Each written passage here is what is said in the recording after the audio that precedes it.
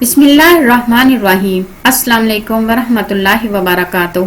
گمشدہ چیز، فرد اور سرمایہ پانے کا وظیفہ۔ قارئین، روزانہ کی ڈاک میں دن بدن یا رب موسیٰ یا رب کلیم بسم اللہ الرحمن الرحیم کے کمالات کے خط بڑھتے جا رہے ہیں۔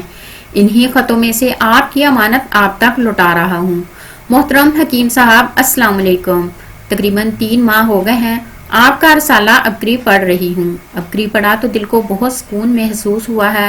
ماشاءاللہ آپ کا رسالہ بہت اچھا ہے، جس سے ہم نے وظائف کیے اور بہت مفید پایا۔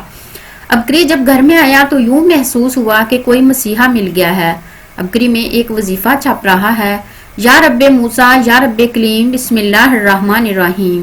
وہ شروع کیا، ہر وقت کھولا پڑا۔ شروع میں جب وظیفہ پڑھا تو ایک دن شدید سردی کی وجہ سے مجھے سخت بخار ہو گیا۔ میں نے کوئی دوائی نہیں کھائی، صرف یہی وظیفہ پڑھتی رہی تو بغیر دوائی کے بخار خود بخود ٹھیک ہو گیا۔ جب سے وظیفہ شروع کیا، پہلے دائیں جانب کوہنی میں درد تھا جو بعد میں شدید ہو گیا، مگر اب کم ہو رہا ہے۔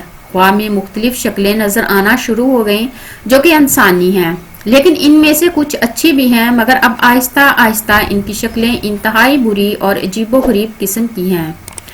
اکثر خواب میں بونے جن نظر آنا شروع ہو گئے ہیں جو میری چارپائی کے ارد گرد کھڑے ہوتے ہیں۔ اب جیسے جیسے یہ وظیفہ پڑھ رہی ہوں وہ لاغر اور کمزور دکھائی دینے لگے ہیں۔ ایک خواب دیکھا کہ ایک شیشہ سامنے ہے جس میں مختلف صورتیں بدل بدل کر آ رہی ہیں اور ان میں عورتیں اور مرد شامل ہیں، اور صرف ان کے چہرے ہیں جن کی حالت بہت زیادہ خراب ہوتی جا رہی ہے۔ کسی کی آنکھ خراب ہے اور کسی کے چہرے کا کوئی حصہ۔ اب بھی خوابوں کا سلسلہ جاری ہے اور ایسی چیزیں تڑپتی ہوئی نظر آ رہی ہیں اور دن بدن میری طبیعت میں بہتری آتی جا رہی ہے۔ شوہر راہ راست پر آ گیا۔ محترم حکیم صاحب، السلام علیکم۔ میری شادی کو 7 سال ہو گئے ہیں۔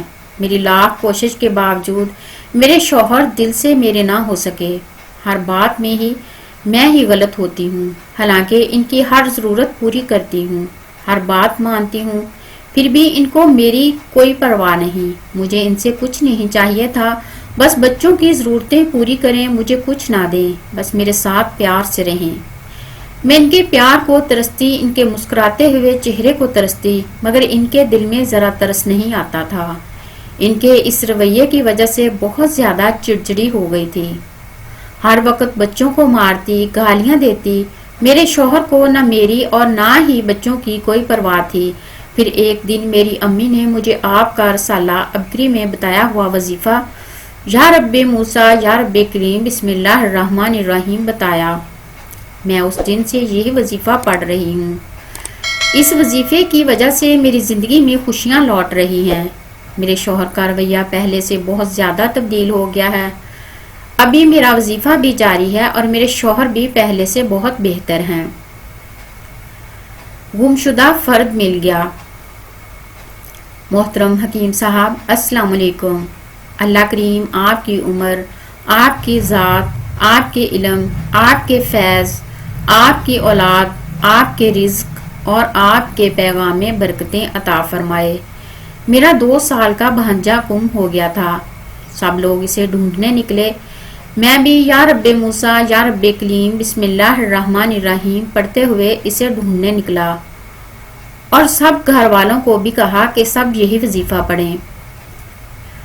ابھی یہ وظیفہ پڑھتے ہوئے کچھ ہی دیر ہوئی تھی کہ میرا گمشدہ بھانجا کوئی خود ہی گھر چھوڑ گیا۔ محترم حکیم صاحب، ہمیں تو لگتا ہے کہ درس اور ابکری کی صورت میں ہمیں علم کیمیا مل گیا ہے۔ اغوا شدہ بچہ خود ہی بھاگ آیا۔ محترم حکیم صاحب، السلام علیکم۔ ہمارے پڑوس میں 10 سال کا بچہ اغوا ہو گیا۔ اس کے والدین اور عزیز و اقارب کا پریشانی سے برا حال تھا۔ ماں کی حالت تو بہت ہی زیادہ خراب تھی۔ میں نے ان سب کو یا رب موسیٰ یا رب کلیم بسم اللہ الرحمن الرحیم اور بسم اللہ توکلت علی اللہ لا حول ولا قوۃ الا باللہ بچے کی حفاظت اور بحفاظت واپسی کی نیت سے پڑھنے کو کہا۔ انہوں نے روتے ہوئے پڑھنا شروع کر دیا۔ صبح سے وہ لوگ ڈھونڈ ڈھونڈ کر تھک گئے تھے۔ یہ دعا پڑھتے ہوئے ابھی 10-15 منٹ ہی ہوئے تھے کہ بچے کے ملنے کی اطلاع آ گئی۔